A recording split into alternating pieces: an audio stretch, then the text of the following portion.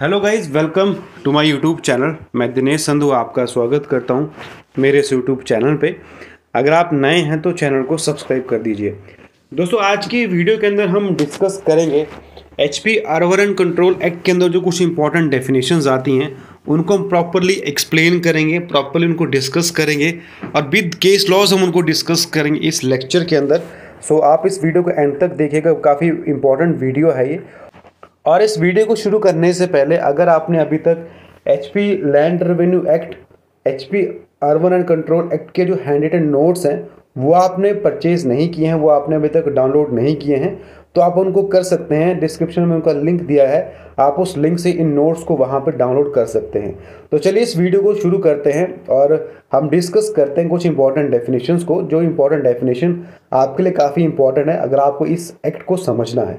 तो चलिए वीडियो को शुरू करते हैं। देखिए, अगर आप चाहते हैं कि जितने भी आपके एचपी लोकल लॉज हैं, चाहे वो आपका एचपी लैंड रेवेन्यू एक्ट है, आपका एचपी सीलिंग और लैंड होल्डिंग एक्ट या फिर आपका HP urban and control act है, अगर इनके ऊपर आप चाहते हैं कि मैं स्पेशली लेक्चर लूँ इन एक्ट्स के ऊपर, कि ब्रीफली जो अब हम डिस्कस करें, जैसे हम क्लास वाइज डिस्कस करते हैं वैसे हम क्लास शुरू करें इन डिफरेंट एक्ट्स के ऊपर, तो वो भी हम शुरू कर सकते हैं। मुझे आप कमेंट में बता सकते हैं या फिर आप मुझे टेक्स्ट मैसेज कर सकते हैं मेरे इंस्टाग्राम प्रोफाइल पे, जिसका लिंक मिल जाएगा आपको डिस्क्रिप्शन के अंदर, कि आप कौन से सब्जेक्ट की चाहते हैं कि इसकी क्लास में लूँ, तो आप मुझे बता सकते हैं। इसके कुछ नॉमिनल चार्जेस आपको पे करने होंगे, वो ज़्यादा हैवी चार्जेस नहीं होंगे, कुछ नॉमिनल चार्जेस आपको पे करने होंगे, तो वो आप मुझे बता दीजिए ताकि हम वहाँ पर ब्रीफली डिस्कस करें इनको कि ये एक्ट क्या है, क्या इसके अंदर चीज़ें भूली गई हैं, हम उनको ब्रीफली एक्सप्लेन करेंगे वहाँ पे। तो आप मुझे बता दीजिएगा कि अगर ऐसा कुछ होगा तो हम लेक्चर भी जो है कंडक्ट वहाँ पे कर सकते हैं। सबसे पहले डेफिनेशन हमारे पास आती है लैंडलॉर्ड की।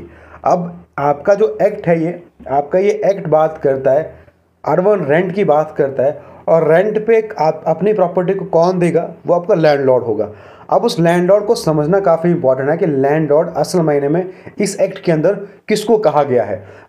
लैंडलॉर्ड को यहाँ पे डिफाइन किया गया है सेक्शन 2D के अंदर। लैंडलॉर्ड वो पर्सन होता है जो एंटाइटल्ड टू रिसीव रेंट, यानी कि जो एंटाइटल है रेंट को रिसीव करने के लिए, चाहे उसने किसी बिल्डिंग को रेंट पे दिया है, चाहे उसने किसी लैंड को रेंट पे दिया है, तो वहाँ से जो रेंट रिसीव होता है वो उसके लिए एंटाइटल है। तो वो रेंट को रिसीव करने के लिए एंटाइटल है, वो आपका लैंडलॉर्ड होता है। वो भले अपने अकाउंट में उस रेंट को रिसीव करता है या फिर वो किसी और के बिहाफ पे वो रेंट को रिसीव करता है, सो वो आपका वहाँ पे लैंडलॉर्ड होता है। और सेकंड पॉइंट यहाँ पे आता है, अगर कोई person as a trustee, guardian, receiver, executive और एडमिनिस्ट्रेटर अपॉइंट हुआ है इस पर्पस के लिए, रेंट को रिसीव करने के लिए, ठीक है, तो वो भी आपका लैंडलॉर्ड होता है। जो रेंट को वहाँ पे रिसीव करता है वो वहाँ पे लैंडलॉर्ड होता है। देखो, जब भी आप एग्जाम के अंदर इस क्वेश्चन को अटेम्प्ट करेंगे लैंडलॉर्ड को, तो जो टर्म हमें यहाँ पे बताई गई हैं, trustee, guardian, receiver, executor, administrator, आपको वहाँ पे टर्म्स को डिफाइन करना पड़ेगा कि ये टर्म जो वो क्या होती हैं। ठीक है, आपको गूगल पे सारी चीज़ें मिल जाएंगी इन टर्म का मीनिंग क्या होता है लैंड के मामले में, तो आपको ये टर्म्स वहाँ पे एक्सप्लेन करनी है। ठीक है, अब मान लो कि कोई टेनेंट है जिसने जो है वो बिल्डिंग को या फिर लैंड को रेंट पे लिया है। अब जो उसने बिल्डिंग लैंड को वहाँ पे रेंट पे लिया है उसको वो सबलेट कर देता है, तो जो वहाँ पे सबलेट टेनेंसी होती है वो उसके लिए वहाँ पे लैंडलॉर्ड बनता है, जो आपका टेनेंट होता है, क्योंकि वो एंटाइटल होता है वहाँ पे रेंट को रिसीव करने के लिए। या फिर एक आपका स्पेसिफाइड लैंडलॉर्ड होता है, जिसको हम आगे डिस्कस करेंगे, एक सेपरेट डेफिनेशन है स्पेसिफाइड लैंडलॉर्ड के ऊपर, जिसको हम आगे डिस्कस करेंगे, ये भी आपका लैंडलॉर्ड होता है। या फिर कोई पर्सन है जिसने टाइटल को ऑब्टेन किया है एज ए लैंडलॉर्ड, तो वो आपका वहाँ पे लैंडलॉर्ड होता है। तो ये लैंडलॉर्ड की एक डेफिनेशन होती है जिसको हमने अभी यहाँ पे डिस्कस किया। ठीक है, कुछ कन्फ्यूजन आपको होता है तो आप कमेंट में जो है वो क्वेश्चन पूछ सकते हैं, या फिर आप मुझे टेक्स्ट मैसेज कर सकते हैं मेरे इंस्टाग्राम प्रोफाइल पे, इसका लिंक आपको मिल जाएगा डिस्क्रिप्शन के अंदर। देखिए, जो डेफिनेशन है यहाँ पे लैंडलॉर्ड की, ये बड़ी कॉम्प्रहेंसिव डेफिनेशन है और एक तरह से वाइडर मीनिंग जो है वो यहाँ पे लैंडलॉर्ड का लिया गया है, क्योंकि यहाँ पे ना जो आपके रियल ओनर्स होते हैं वो तो लैंडलॉर्ड होते ही हैं, लेकिन साथ में जो उनके एजेंट भी होते हैं जो उनकी प्रॉपर्टी की देखरेख वहाँ पे उनके बिहाफ पे करते हैं, उनको भी यहाँ पे लैंडलॉर्ड जो है वो कहा गया है, क्योंकि वो रेंट को रिसीव करने के लिए वहाँ पे एंटाइटल होते हैं, तो वो भी आपके यहाँ पे जो है वो लैंडलॉर्ड होते हैं। और साथ ही साथ जो आपके सब टेनेंसी वहाँ पे क्रिएट होती है, तो जो वहाँ पे टेनेंट होता है जो रेंट को वहाँ पे रिसीव करता है उसको भी यहाँ पे लैंडलॉर्ड कहा गया है। एक केस हमारे पास यहाँ पे आता है कर्ताराम वर्सेस रामविलास 2005 का ये केस है। अब इस केस के अंदर होता ये है कि जो आपके टेनेंट प्रीमाइसेस होता है उसका पार्टीशन होता है बिटवीन द को शेयरर। अब जिस को शेयरर के पार्ट में वो जो आपका प्रीमाइसेस होता है वो फॉल करता है, तो वो उस पोर्शन के लिए जो आपका पर्टिकुलर पोर्शन होता है उसके लिए वो लैंडलॉर्ड जो है वो उसको माना जाएगा, वो वहाँ पर लैंडलॉर्ड बन जाएगा।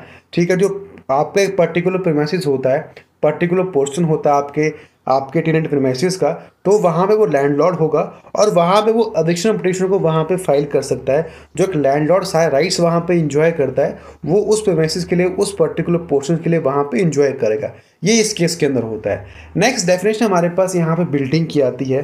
ठीक है, मान लो कोई भी बिल्डिंग है जिसको आपने लेट आउट किया है, चाहे उसको आपने पूरी को लेट आउट किया है या उसके कुछ पार्ट को वहाँ पे लेट आउट किया है, ठीक है, किसी भी टेनेंट को, फिर चाहे उसको अपने वो रेजिडेंशियल के लिए यूज़ करता है या फिर कमर्शियल पर्पस के लिए उस बिल्डिंग को वहाँ पे यूज़ करता है, वो आपके बिल्डिंग के अंदर होता है। तो बिल्डिंग के अंदर आपकी लैंड भी आती है, जो लैंड मान लो बिल्डिंग के साथ अटैच्ड है वो भी इसके अंदर आती है। गोडाउन्स आते हैं, कोई आउट होम्स आते हैं, कोई फर्नीचर जो आपके इस बिल्डिंग के साथ जो है वो साथ में आपको मिला है वो भी आपके इसके अंदर आता है। ठीक है, और कहीं ना कहीं जो आपके होटल रूम्स होते हैं या फिर जो आपके बोर्डिंग हाउसेज होते हैं वो आपके इस बिल्डिंग के अंदर इंक्लूड नहीं होते हैं, उसको हम इस एक्ट के अंदर इंक्लूड नहीं करते हैं। ठीक है, तो आपकी ये बिल्डिंग की डेफिनेशन होगी।